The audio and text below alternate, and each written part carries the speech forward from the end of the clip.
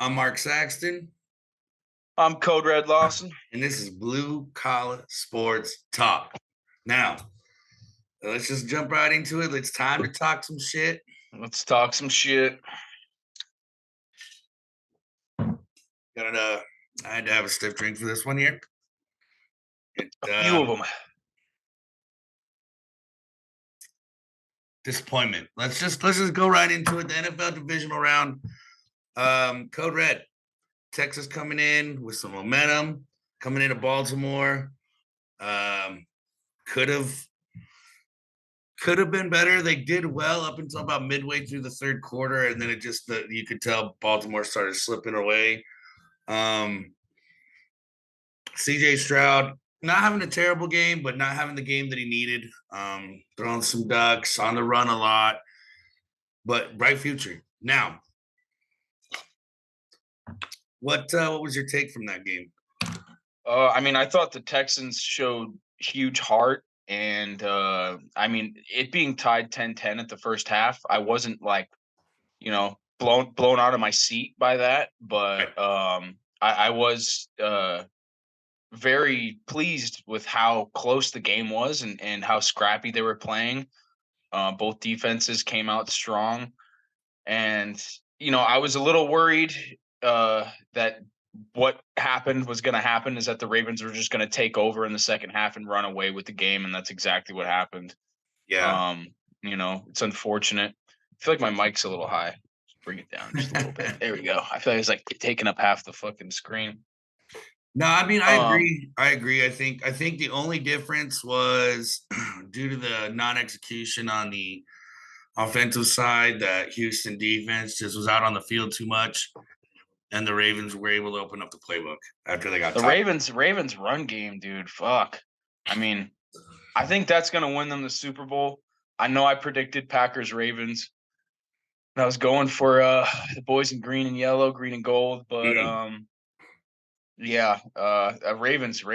I think they got to be the favorite on the sports books right now. And let's face it. I mean, Houston having virtually zero run game. Singletary 9 carries, 22 yards. I mean, what happened? I mean, just offensively, just didn't make it happen, right? Ravens defense, man. Yep. I was saying for a while that the Browns had the best defense in the league, but sleeping on the Ravens, dude. Ravens look fucking hot coming into the AFC Championship game. Now, let's go into the heartbreak of the evening. Hey, we're still representing, still our team. I didn't take it down, but I didn't wear my jersey because I don't want to say depression, but disappointment, proud. Yeah. First thing I said after the pick was thrown, I sat there silent for about 20 seconds. And then I got up and started walking upstairs and put my jersey away. And I said, we had a great season. That was I remember I was walking upstairs. I was pretty tipsy. Not too tipsy to where I couldn't make it upstairs, but I was walking upstairs and we had a great season. We went above and beyond of the expectations of I think most fans had. We're always hopeful. Oh yeah, we're always hopeful.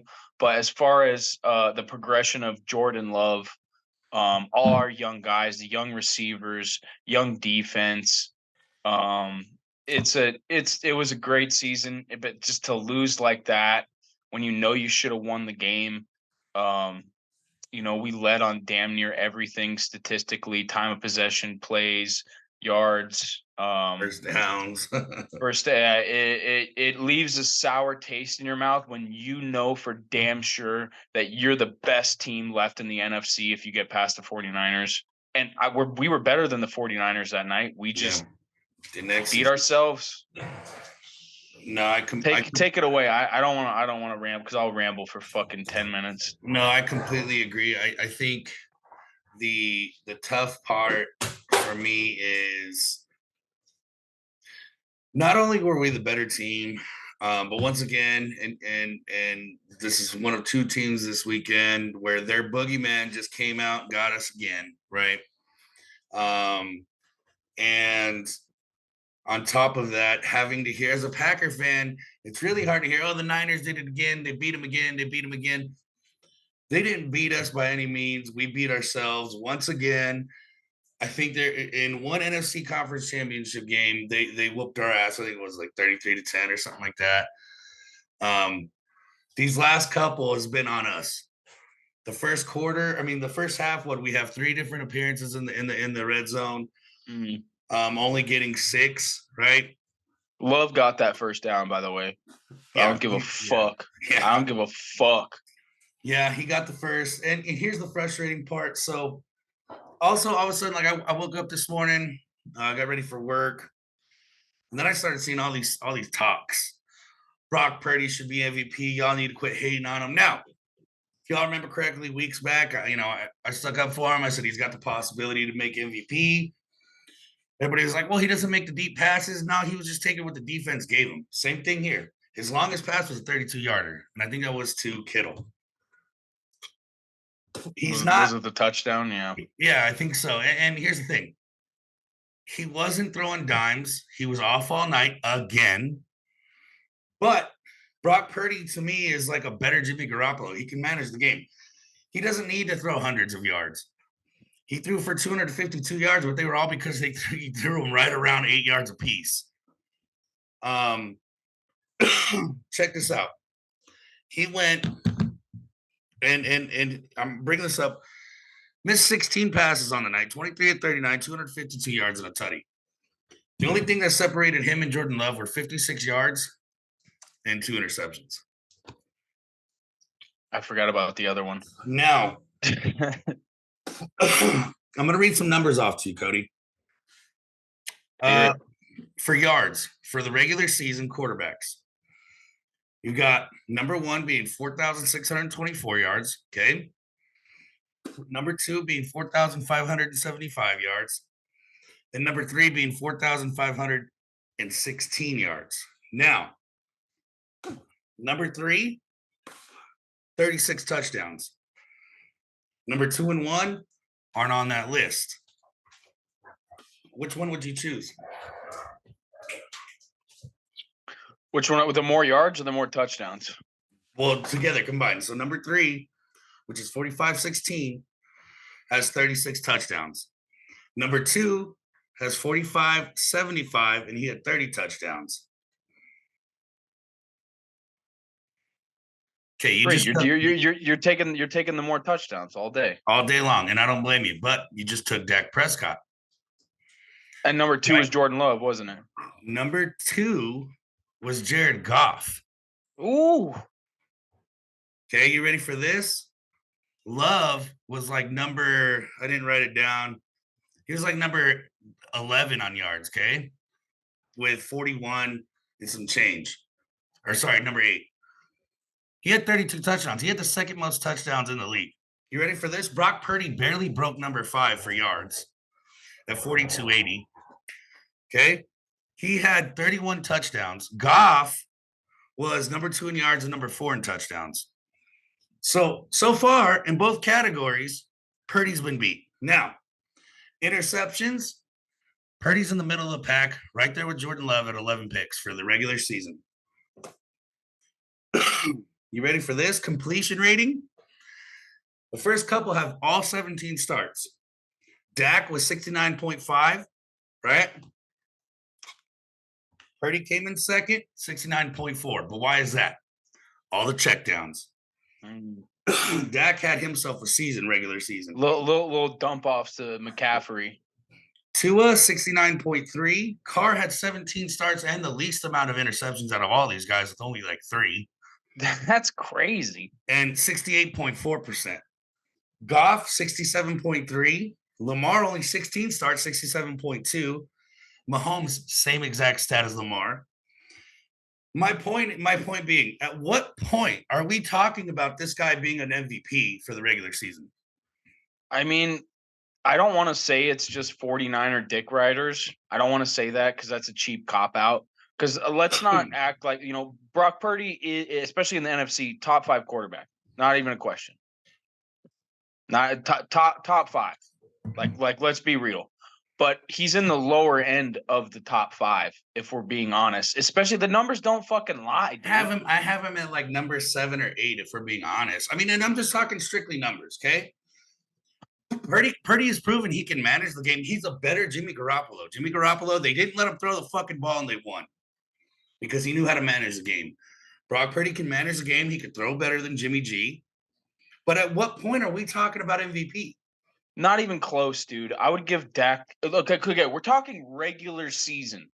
Okay, let's throw everything of the playoffs out the window. There's no playoff MVP. No. There's a Super Bowl MVP. There's no season. playoff fucking MVP. Okay, so throw everything that's and Purdy's only played one game, and Jordan Love had better numbers minus the picks, of course, obviously. Huge. I mean, one wasn't his fault, but the other two were pretty bad. Or right. The other one was 100% his fault. He was just forcing it. He was forcing it. End of the game. Young guy. So to say that Purdy's in MVP talks, I mean, come on, dude. Dak had a better season than him. And here's Love the thing. Had a better season than him. We damn near beat him in every category. I mean, Aaron Jones, 18 carries, 108 yards. He didn't have the tutties. McCaffrey only had 17 carries, 98 yards, and the 2 tutties. But those 2 tutties, he was right in the red zone. Dude, I love the way our defense played. Can I just say that? I mean, we had two big mishaps. Darnell Savage. I tried to call it again. He had it. You should have seen me, dude. I thought he had it. He did. And he, you ask it, it happens, dude. He didn't secure it. He saw the end zone and he didn't secure it. Keyshawn Nixon had another great opportunity to come up with a pick. Those are 2 big misses on defense. Here's the thing. So we had very well could have been 2 picks and 2 picks. Yeah. Very well could have been. And here's the thing. We had our opportunities. Granted, now I want to talk about this for a second. Everybody's kind of jumping on LaFleur's ass, backing Carlson. Yes, he had a bet. He could have had a worse year. He could have had a worse year. He could have had a way fucking better year. We needed those points, especially against the Niners. I mean, obviously we needed 6. That's one of the main problems. Okay. Special teams once again fucks us, but we had a great run back, Keyshawn Nixon, and almost the fumble in the recovery saved. But here's the thing. What was his name? I can't even think of his name. Yeah, I forget. 51. I want to say it was 51, or was it 45? It was 45. 45. Okay. But here's the thing. Yes, that field goal was important, but let's not forget we missed our opportunities in the red zone. Let's not forget, shouldn't even come down to that. Right. Shouldn't even come down to that. No, exactly. That's my point exactly. Nah, we had these guys on the ropes. Once again, red zone offense fucked us. Now, that being said, congratulations to the Niners, whatever. But by no means do they whoop our ass. By no means do they beat us. We beat ourselves, dude. We beat ourselves. And I want to just throw one more thing in there as a Packer fan, because I know this is on a lot of Packer fans' minds. At least it's been on my mind all year. Especially when I found out that Mason Crosby didn't retire. Yeah, I thought for a long time, I'm like, dude, he had a great fucking career. The dude has been Mr. Clutch. Was it a cap space issue? Dude, what I think it was is the Packers wanting to move on and find the young talent, and go from their Ryan Longwell, who was such a clutch kicker for us in the Brett Favre era, to the Mason Crosby, who was such a clutch kicker in the Aaron Rodgers era, to moving on to a new younger kicker who is going to take the reins. If the man's not ready to retire, and look, he's not known for having a fucking huge leg. Like, he's not Justin Tucker kicking 64-yard field goals, 66-yard field goals. He's automatic for 47 in. 50? If 50 under, Crosby's hitting it between the crossbars for the most part. I'm not going to act like the guy would hit 100%. Of course, I think he had that one game where he missed five field goals, and everyone was like, fucking get rid of him. I'm like, dude. And then he came back the next game and drilled 5 of them in a row. So it's like, dude, no. Mason Crosby, if you're out there, you're never going to see this. But in the beginning of the year, I thought you retired. Nothing but love. I thought you were tired. I'm like, good. Let the man. The man had a great career. Let him just relax and chill with his family, vacation, watch some football for fun. But then I see him come back and get signed on the fucking Giants, and I know he missed that field goal, but still, Right. if he would have been still with us, dude. I don't know. I It mean, is hey, what it it would is. have been interesting. I mean, going, Christian McCaffrey scoring that last touchdown, it would have only tied it. Maybe they would have went for two. Maybe I they might have really went for doubt it. two. Yeah, but there's a lot of possibility. They might have, dude. They I mean, fucking there was a might have. minute seven left. We had two timeouts. Anything could have happened. I mean, we could have been talking about the same result if Carlson was still, was 100%. All I'm trying to say is, No, we beat ourselves on all aspects. yeah, to The shut the pick at the haters end of the up. game by Love, dude. Let's talk. Like I said, let's talk numbers. That's what everybody likes to go off nowadays. Strictly books. Let's do it. I've just proven where Brock Purdy doesn't belong in anywhere MVP talks. Now, No. I will say this, and I'm just going to touch on this, and we'll move forward. But the Packers have an extremely bright future, an extremely young team, the youngest team to ever make the playoffs and win a playoff game. Mm-hmm. Yes, sir. I mean, and like you said, I think the disappointment came from all the late hype. Yeah. Yeah. Our hopes were raised, and rightfully so. I mean, hell, like I said last Friday, and I stand by it. Why not? Why Yeah. not? I'm dying. I'm dying on that fucking hill, dude.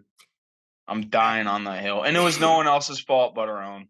That's the worst part. It's not like that we came in and they kicked the shit out of us and gave us a reality check. That would have sucked too. I'm not Oh sitting yeah. here and be like, oh, Well, that would have been a way different conversation for us. yeah, yeah, absolutely.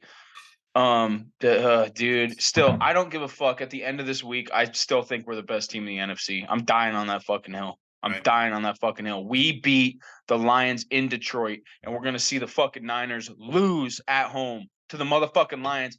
Look at this shit behind me, dude, and I'm rooting for the fucking Lions. Same. Now let's talk about the Lions making history. Was the first time since '57 for winning more than one playoff game in the same season. 91. Well, no, that's the last time they were in the conference championship game. But it was like '57 was the last time they won more than one playoff game in the same season. Because they had the buy to get them to okay, yeah. So, Damn. but yes, I mean, hey, all credit to the Lions. I mean, listen, the Bucks. I don't understand the hate that Baker's getting. Played his ass off. Yeah, he played his ass Baker off. played his fucking ass That off. man was in playoff mode since like week 14 or whatever it was. Dude, earlier when he kicked our ass. Yeah. But 26 of 41, 349 yards, three tutties, two mistakes, right? Goff definitely had a game, 30 of 43, 287 yards and two tutties. Now, there was a lot of great defensive plays on the Lions side. I mean, they've proven to be a gritty team and keep their foot on the pedal. So I mean, good on them and congratulations. I don't understand. I'm gonna go back to that Baker Mayfield hate. I don't. I mean, look, I'm not gonna lie. I'll be honest. I've tried to stay away from listening to people talk about the games this weekend because I've just been very depressed and salty about it all.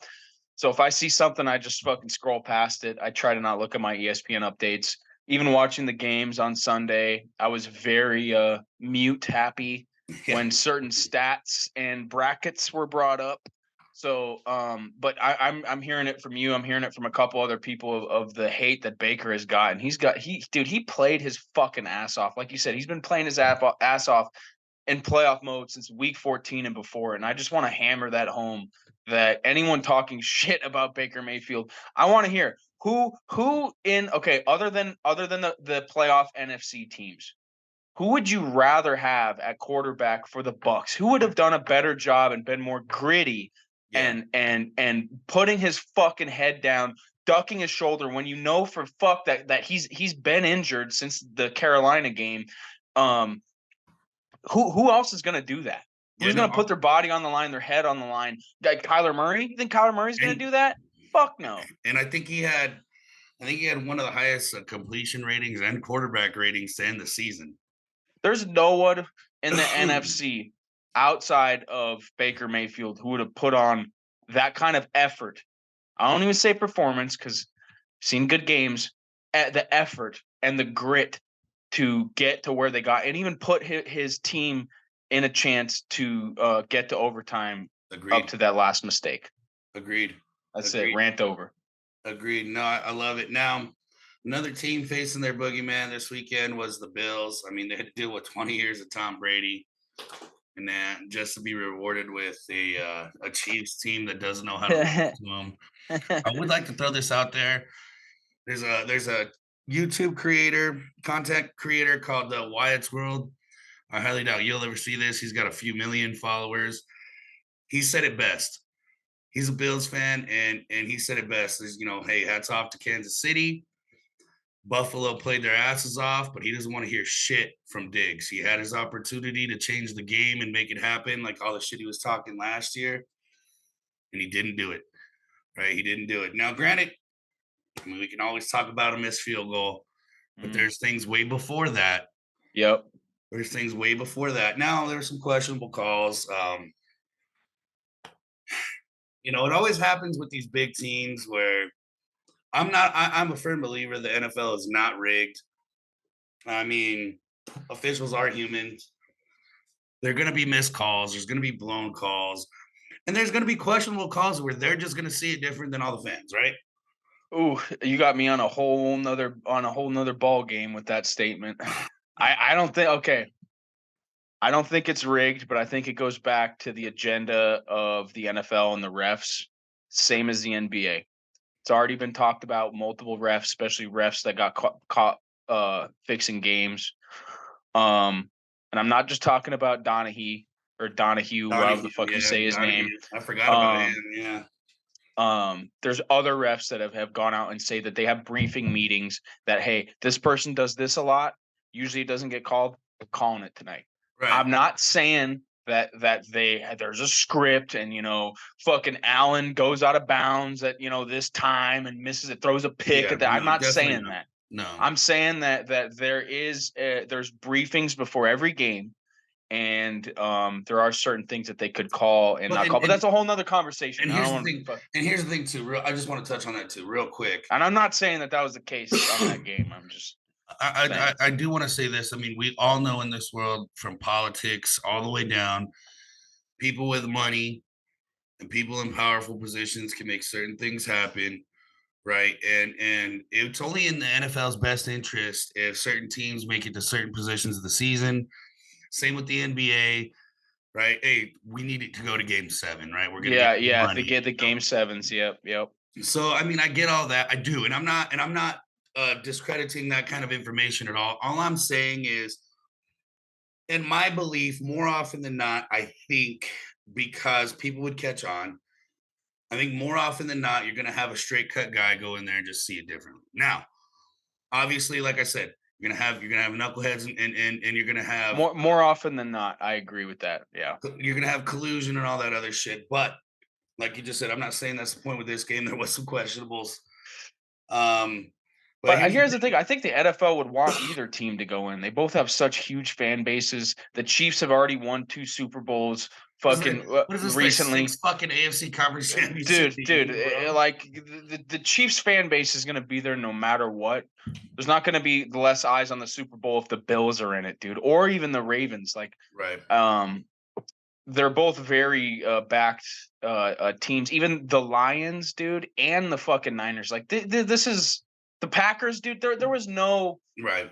They had There was all the no fan money bases loser. that they fucking Yeah. wanted. No, Yeah. no, they all have massive fan bases. There was no. This is probably the most least fixed fucking NFL playoffs you could Yeah. I possibly think I have. think it's a win-win for them, honestly. I mean, yeah, Yeah, we could probably dial in some numbers and say, oh, well, this would make a little bit more money, but yeah, either but way, like you said, they're making money. That yeah, being said, Mahomes having another game, right? 17 of 23, 215 yards, 2 tutties, and no mistakes. Josh Allen leading in both categories, 26 of 39, 186 yards in a touchdown pass, 12 carries, 72 yards, and 2 rushing touchdowns. Pacheco doing it again, almost a century mark again on only 15 carries and a tutty. Travis Kelsey finally not making drops and looking like he has been the past few games, which we all know he had it in him. There was no question. I mean, this was just a good bounce back game for him, right? Five Yeah, receptions, yeah, 75 yards, and 2 tutties. Kincaid showing up, for the Bills as well. I just think once again the Bills put themselves in a situation almost the same thing as the Packers. They put themselves in the situation to win. yeah, Execution, execution, execution, execution. Now, like I said, we can talk about missed field goals all day long. Shit happens, Ryan, way before then. yeah, yeah. The Bills had the opportunity to pull ahead in the game. They didn't. Obviously, there was that opportunity to tie, but let's be real. There was still what, a minute 30, Yeah, some on the clock afterwards. I think the Chiefs still had all three timeouts, maybe two timeouts. yeah, they Um, would have left way too much time on the let clock let's for be sure. real. That's a lot of time for For Andy that, Reid, for that Mahomes, and that team, that offense to be on the field and to get especially in as field goal hot as range. Pacheco has been. Yeah, Pacheco, I mean, I think what's that his fourth game or something like that in a row, 100 yards or more. Well, I mean, he had dude. 97. He had 97. Oh, But oh, oh, but oh. if they Well, if would you have, had the 100 over, you're yeah, fucked. yeah. But here's the thing though, if the Bills would have made that field goal, you can't tell me they wouldn't have handed him the ball at some point on that drive. Oh, especially like maybe a down. Andy Reid loves doing that. If you ever see that, where a down where you don't expect them to run, and if they have three timeouts, you can Why wouldn't stop the he? clock at any fucking time. You're in the driver's Run seat, the fucking table. See what happens with Pachenko. He runs it like a fucking madman, dude. right? He puts his head down. His legs get so fucking high. Yeah. I'm like he's ready to fucking just take off and start flying over motherfuckers the way he gets them legs running, dude. I Now, real love quick, seeing that guy run. just touching on the Benjamin Betts. We did have our 100 episode on Friday. Oh, we had to talk about this now, did we? I got my Ravens prediction right at 9.5. Well, I didn't touch any spreads, but I did choose them at money line. The Packers. If I would have chose that spread, I would have won, but I didn't. I went outright. I did choose the Lions, and I chose the Bills. So I went 50% this weekend. We had Uh, all the same picks, huh? no, you picked the books. I did, huh? Everything else I think was the same. Oh yeah, no, okay, yeah, no, I remember now. I was getting real fired up. Yeah. I want Hey, Baker, but just a little touch on those. I mean, I'll be honest, I got blanked all weekend on everything. That being said, I also got blanked on same, UFC. Let's go into that. Go right same, ahead. same. What Just went down? I'll start with mine.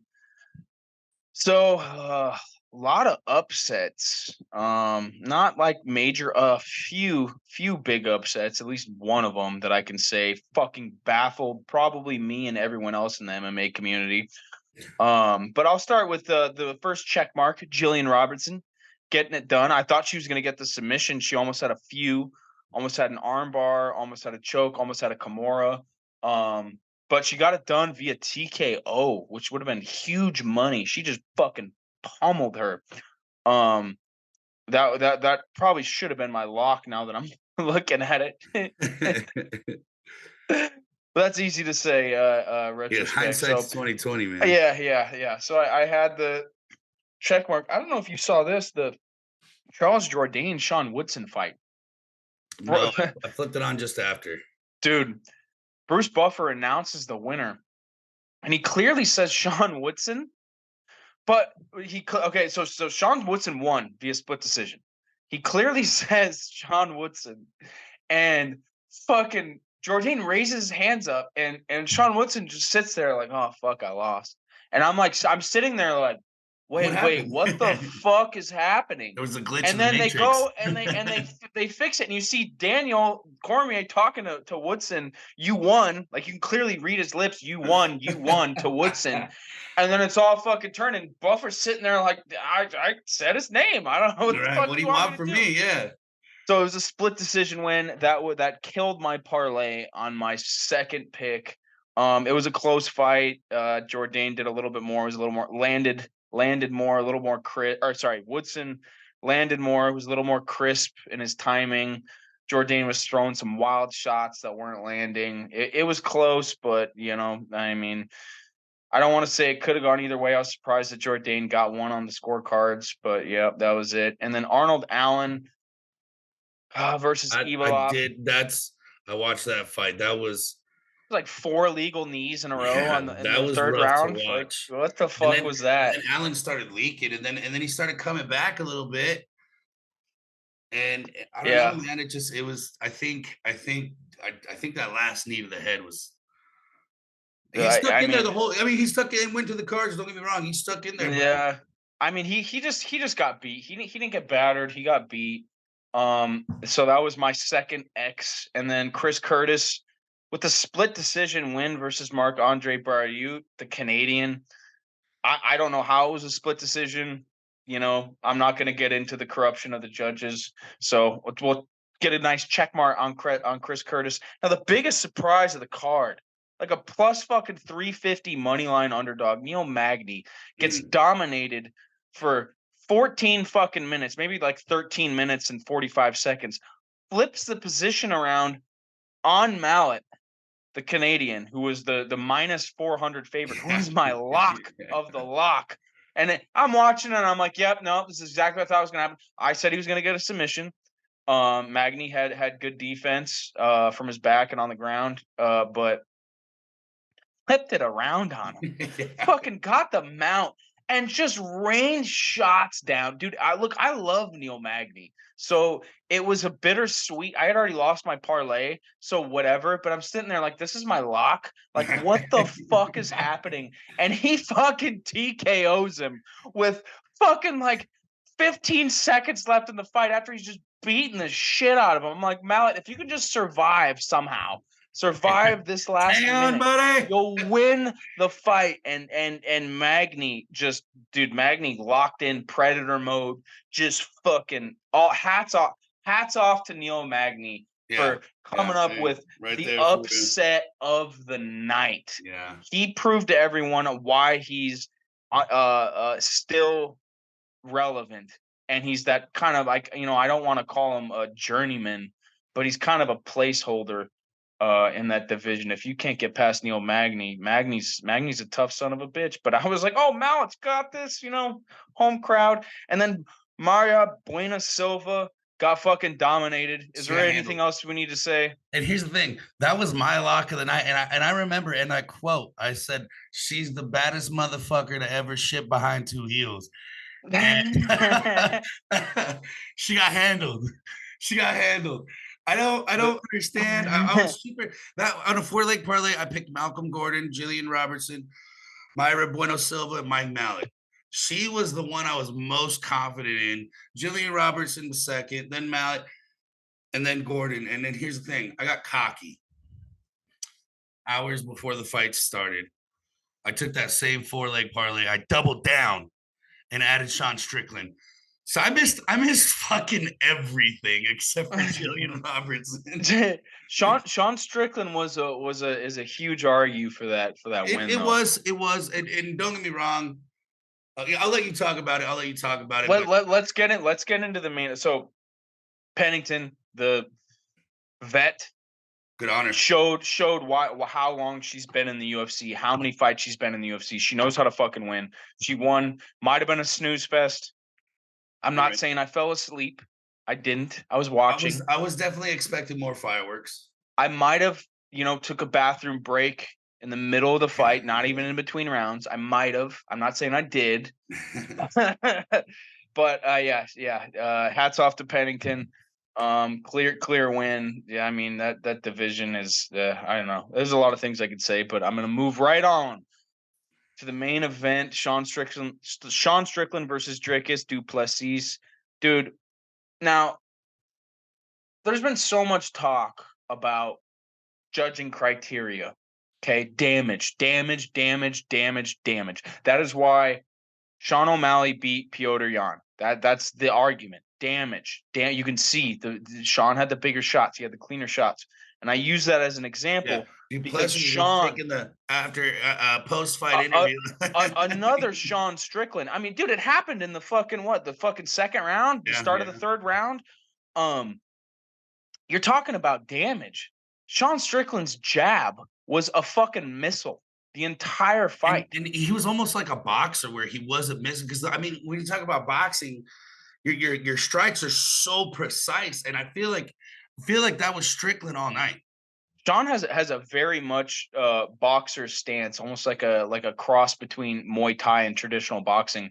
Um, he he popped that jab all fucking night, and it did so much damage. I mean, when you're talking about jabs in MMA fights, I mean, look no further than the jab of Sean Strickland in that fight because it was landing damn near every time. And when it did, it was fucking hard, dude. And that Yeah, set up his bigger shots.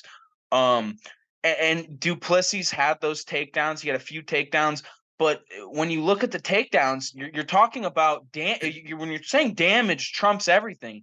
How much value is a takedown where you and don't land any strikes and the guy gets up and and then I he gets feel popped with fucking jabs over and over and over again?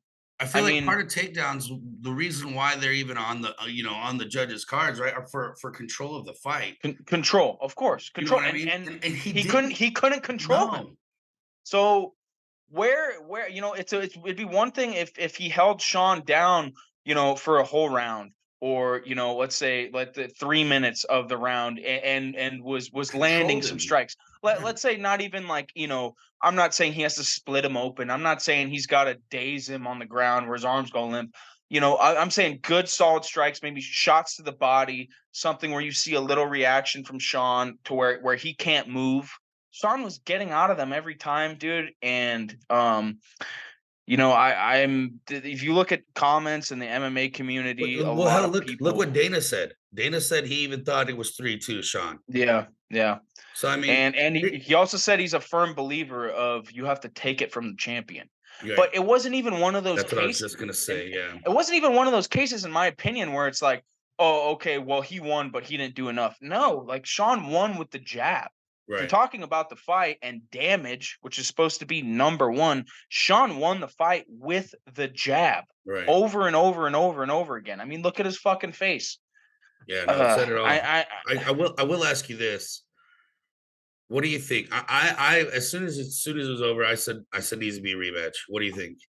100%, 100 fucking %. Izzy can fucking wait. Izzy Yeah, said he wanted to take time, and he said some like crazy number, like whatever 3 years or whatever the two whatever he said, and then like what like 4 or 5 months later, he's like, "Oh, you guys thought I was serious?" Like, dude, no. yeah. Especially after this fight. Now, if Drakus came in and beat the living shit out of Sean and fucking knocked him out, Or okay, yeah, maybe bring in Izzy. Let's see Izzy yeah. versus Drakus But because that's that's what just we were gonna see. they.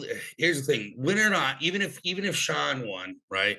There's too much left on the table that was questioned in general. Not now, well, no, because if Sean won, it would have made sense. But you get what I'm saying. I want a clear victory. Look. Even if Sean got the decision on that fight, even the split decision, I wouldn't mind them running it back. That's what I'm Drakus saying. made Drakus That's made a not. Yeah, great that's case what I'm for saying. himself. It needs to be a control. Or I mean, a concise victor, right? Yeah, We need to I have don't. this. So sorry, keep going. We need to have this saga to where it's not over until everybody in the entire world is like, all right, now it's fucking done. Dude, yeah, I 100% agree. Yeah, either or outcome. Now I'm not saying that a lot of people are saying robbery, robbery, robbery. There's a huge things to look at when you talk about robbery. Duplessis made a case. He made a case. I'm not gonna say that Sean got robbed, but I think he won. It was a close fight. It Right. was close. But when you talk about damage, that's the whole thing. I'm keep repeating myself. That's the number one thing that trumps everything. Yeah. And How do you takedowns and not give takedowns should only matter if you control that round or that finish the action. and or you land damage Yeah. on the takedown. Yeah, You exactly. smash. He Your like strike, how your many, hammer yeah, fist, your legs, or whatever the how case some is. body shots, Yeah. elbows, fucking anything. I mean, they don't even have to be cuts. Like you it's just judging has always been such a problem Well, I mean, with MMA, with boxing. look at Uh Wonder Boy Thompson did to I'm drawing a blank on his name. His best friend. Uh, Best friend. Kevin. Gaslam. No, no, no. No, he The didn't other fight one. Gaslam. No. Oh, Holland, Kevin Holland, Kevin Holland. Kevin Holland. Yeah, Kevin yeah, Holland. exactly. Remember, he was hitting his leg with those low kicks, and that did a lot of damage. That did a lot of damage just on that. Now we're not talking about closed eyes and cuts like you just said. They don't even have to be cuts, but you can No. physically tell he fucked that man's leg up. Reactions, Right. especially you're looking at how the fighter reacts when they get And he's hit, hopping when you can see him hopping and limping, and yeah, or just something, and just the little tuck back. Let's say he gets a mean leg kick, and you see just that little dip. It's like, oh fuck, yeah, that that got hurt him. him. Yeah, And I mean those. I mean, I don't want to say. And then there was the headbutt that was apparent in the fight as oh, well. That and did cut you see that cut Duplessis played it Strickland's off eye. perfectly? Well, headbutt. I don't remember a headbutt. I mean, look, it wasn't purposeful. I don't think it No, was purposeful no. by any means. No, okay, shouldn't call it a headbutt, call it a clash of heads. That's a Yeah, better way to put it. Um, so but it was something that big was the enough where biggest I damage know that he. damn well he caught it. He knew. Yeah, that was the biggest damage that Drakus did in the entire fight. Like, but let's be real, and the motherfucker's got two mouse eyes on him. Like, Yeah, come on, man. You're not Nate Diaz. You don't have a face full of scar tissue that splits at one little graze of a knuckle. Like, right. no, that's not. You have a fucking massive welt in your eye is swollen shut. And One's almost it was so closed. Yeah, funny. There was the interview recently. Drake has said the only reason that you won the round at the end or whatever is because I couldn't see out of my eye. It's like, motherfucker, you couldn't see out of your eye because he punched you, you fucking, oh my God. but that even right there, that admits damage. That Like, admits what damage. what the fuck? What do you mean? Oh, the only reason that you won the last bid is because I couldn't see. Why couldn't you see, bitch? Were you Right, poked? Were you right. poked? Did he headbutt your Gouge fucking you? eye? Right, right. Yeah, Like, there was yeah, no way. like There's no way. he was popping you with the fucking jab all damn night. Yeah, All if right. you slug me if you slug me in my face and I tell you, well, I couldn't see. You're Yeah, it's lucky I like, couldn't see. Mark, we fight. You pop me in my fucking eye and I can't see because it swells up. Well, that's the only reason why you won that last fucking couple Oh, you minutes mean of the because you fight. kicked my ass is why you won? Because you kicked my ass. It's where I can't see you out my damn eye. No, Oh I'm fuck. looking forward. I really hope that they plan it well enough to make a badass card, but needs to be a rematch. I mean, you said everything I was gonna say on that, and no need to beat the hell out of a dead horse. I mean, the I, people want more. Give us more. yeah, I probably repeated myself like 50 times, but fuck it. But fuck it. But all right, folks, that does it for us. We'll be back at the end of the week to talk more football without the green and gold. Hey, uh, we're keeping it. I'm keeping these up all year. damn right. I'm repping till the end. So thanks for tuning in. Please like, follow, subscribe. Cody, thank you for your time tonight.